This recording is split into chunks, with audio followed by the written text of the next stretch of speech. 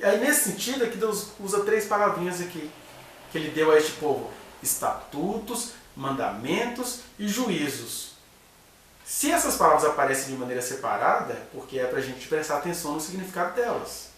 Aparece muitas vezes no Pentateuco, ou na Torá judaica. O que seria um estatuto?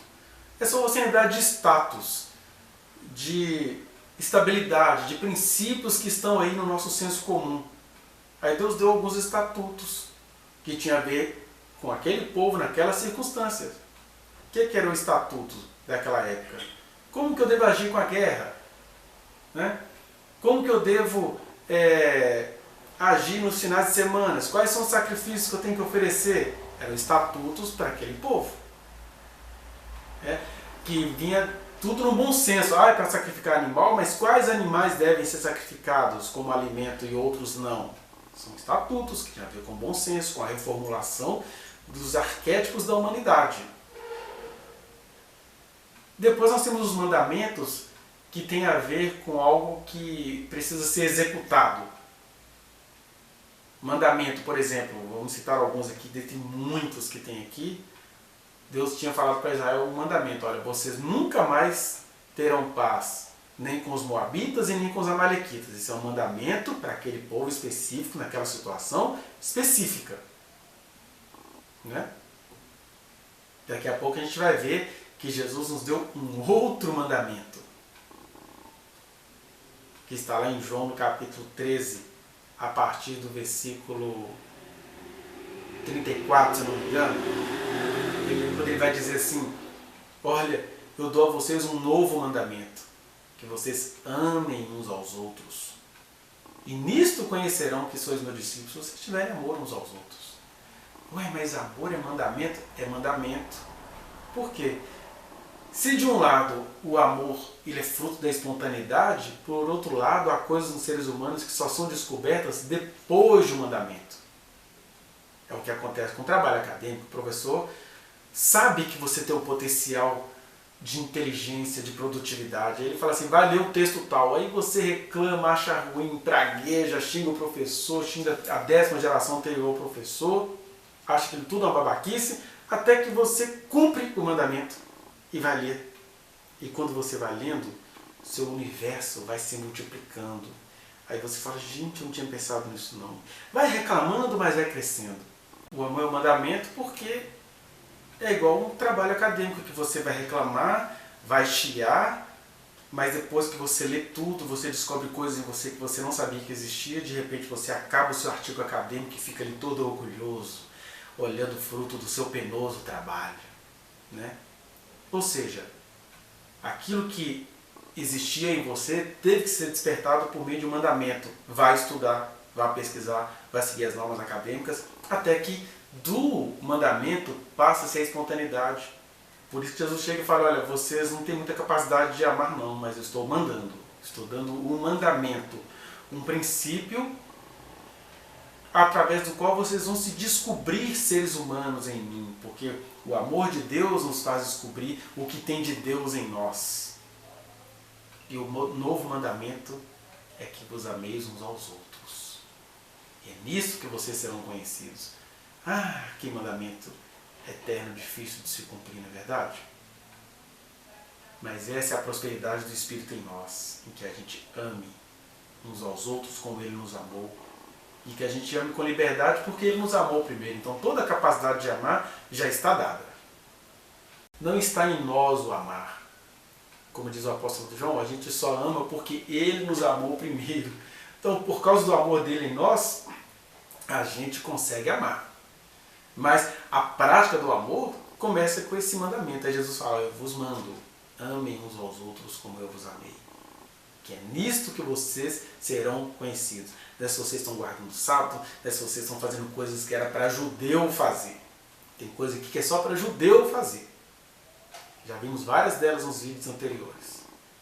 Agora, o que a gente precisa pegar são os princípios eternos e transformá-los em nossa vida em estatutos, mandamentos e juízos. Mas o mandamento tem essa cara inicial de alguém ser mandado.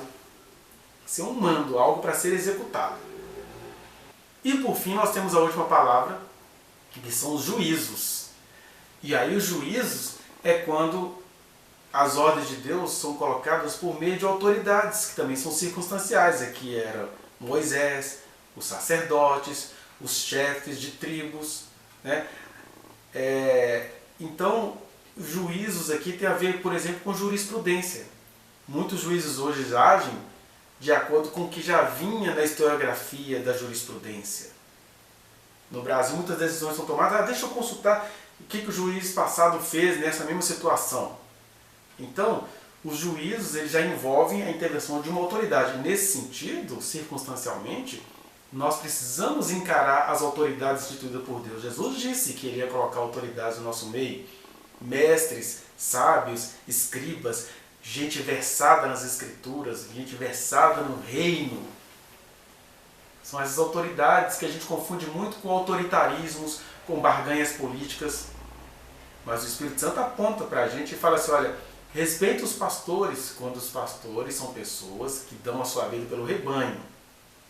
Eu devo respeitar toda a autoridade até o ponto em que ela quer se colocar sobre a minha vida acima de Deus. Aí não dá. Aí é o princípio de Pedro respondendo às autoridades de Israel. Importa-nos antes obedecer a Deus mais que aos homens.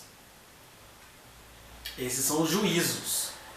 Então, em Deuteronômio a gente tinha os estatutos, os mandamentos e os juízos. No Evangelho a gente continua os estatutos para a gente abraçar as espontaneidades humanas que a gente tem, os mandamentos, que todos eles começam no amor, e aí até aquilo que era rígido para a geração passada vai sendo mudado, porque é o amor de Deus quem vai reger o mandamento. Uma coisa era o divórcio em Deuteronômio, outra coisa é o divórcio na contemporaneidade. Uma coisa eram as práticas homossexualistas em Deuteronômio.